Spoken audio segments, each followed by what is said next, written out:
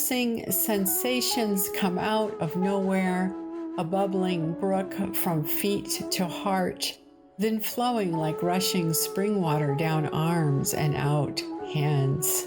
Impossible to conceive waves of energy travel like earthquake tremors originating in some small southern country, making their way through the Earth's crust to another distant continent.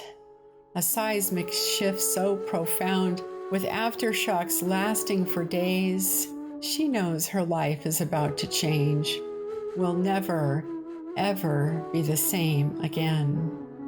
Carolyn Chilton Casas. I want to talk about that. What are the precursors to spiritual awakening? And how can we prepare for that? Most spiritual guides emphasize stages or practices that can spur the moment to arrive. A spiritual awakening has the potential to rip apart the fabric of reality as you've known it, and pull you forward into a new life of conscious growth and evolution.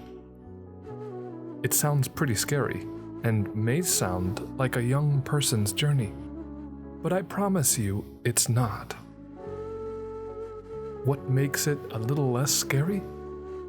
Daily spiritual practice provides the discipline to secure the rapid internal upheaval of a spiritual awakening.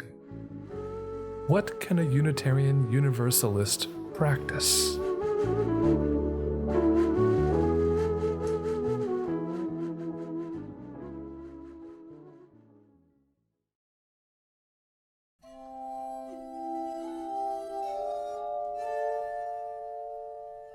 Waking up this morning, I smile. 24 brand new hours are before me. I vow to live fully in each moment and to look at all beings with eyes of compassion. Thich Nhat Hanh. Breathe. There's a trick to it. Breathe with intention and awareness. You don't need a special technique. Just breathe naturally. If your breath is shallow, breathe shallow. If you need to breathe deep, breathe deep. Mindful breathing quickly activates the parietal cortex, reduces stress, and releases dopamine. Don't fight your thoughts or silence your mind here. Just breathe in acceptance and breathe out letting go. Do this for 1 minute in between tasks throughout the day, and you'll feel your awareness grow of the world around you, almost like you're more ready for the next moment to arrive. Mindfulness can be in all you do.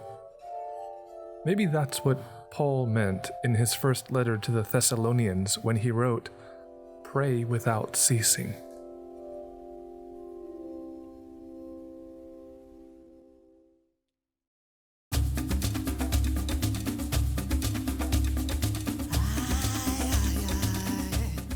Everything in the universe has a rhythm. Everything dances. Maya Angelou. Dance. Move with purpose. Make everything a dance. Don't just get your exercise in. Feel your feet moving, meeting the ground. Feel the forward motion driving you. Don't anticipate the next step. Fully acknowledge each footfall, each lift, each contraction of your calves, each swing of your arms. Make each step for its own sake, leaving the previous step behind you and making the next step into your new future. Dancing is as spiritual a practice taught by any guru. The pace doesn't matter. If you can't dance, walk. If you can't walk, rock back and forth. What matters is your physical presence and your choice to dance.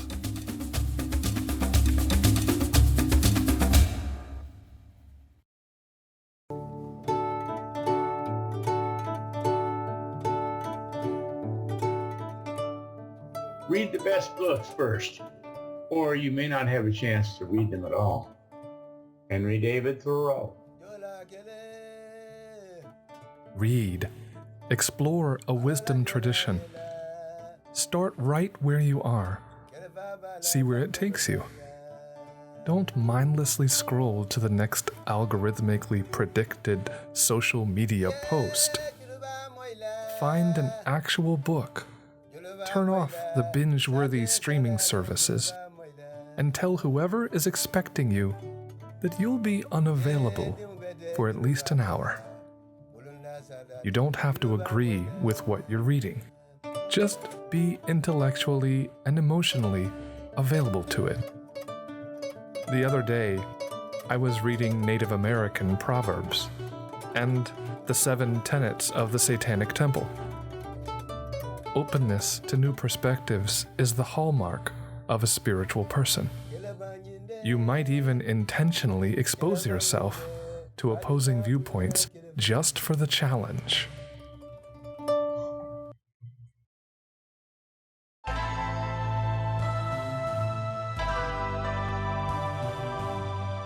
The most precious gift we can offer anyone is our attention. Thich Nhat Hanh. Listen, be open, judge not. The other person does not exist to be your audience. We exist in order to encounter each other, not the social and news media characterizations of the other.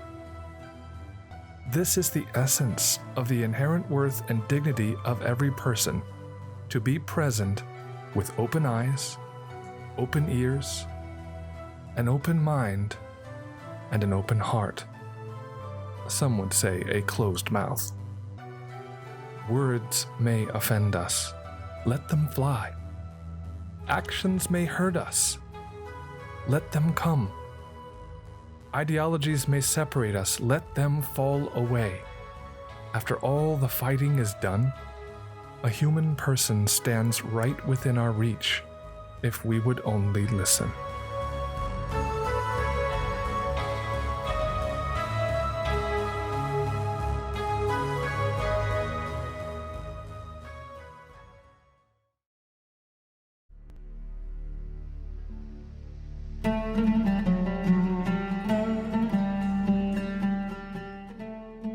The secret of Buddhism is to remove all ideas, all concepts, in order for the truth to have a chance to penetrate, to reveal itself.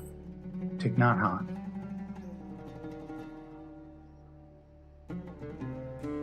Meditate.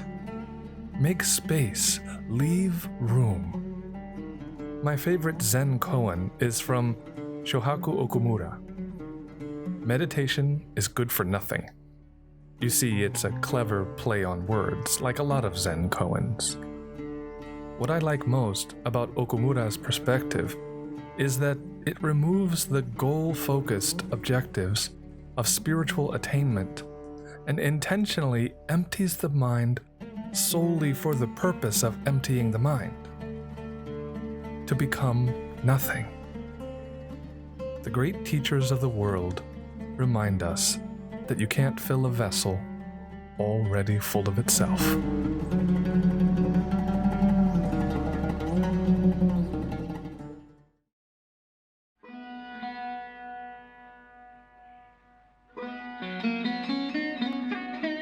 For better or for worse, our future will be determined in large part by our dreams and by the struggle to make them real. Mihai Csikszentmihalyi. Engage. Get involved. Meet someone new. Bake cookies. Tend gardens. Greet new visitors. Serve on a committee. You use pray by serving one another. Something always needs doing. But it isn't just the doing, it's the growing into harmony that makes the covenant real. We form committees to be present to each other, form consensus, and get things done. We engage our local community with the goal of global community. No one will know that a place like ours even exists if we don't share it out there in the world.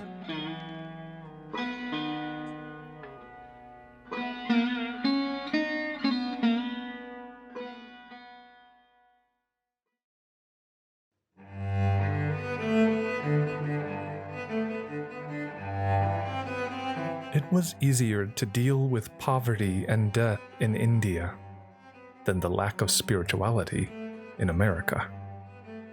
Mother Teresa. Interfaith dialogue is essential to our mission of global harmony. We are ambassadors for acceptance and the 7 principles. We accept everyone, not because everyone is right and everything is all right, but because we're all broken, we all make mistakes, and we all come together to fix them. Our presence at the negotiating table promotes justice, equity, and compassion in human relations. Equip yourself to build the welcoming and beloved community.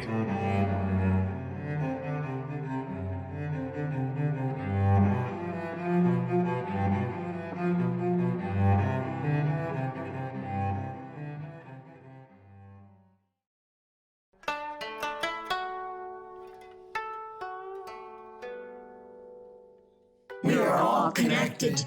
To each other biologically, To the earth chemically, To the rest of the universe atomically.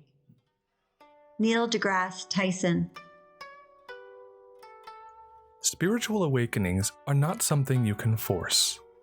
They're something you prepare for, write about in your journal, and hold up as the shining signposts of your life.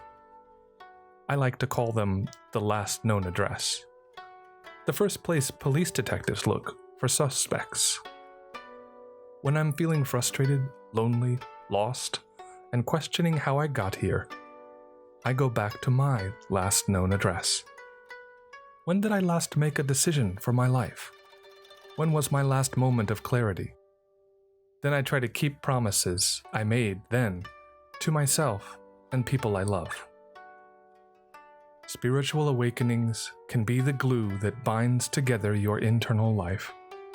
If you only stop to breathe, dance, read, listen, meditate, and engage. The emergent spiritual practices of a spiritual person finding a way in a world of mystery and wonder. Thanks for listening.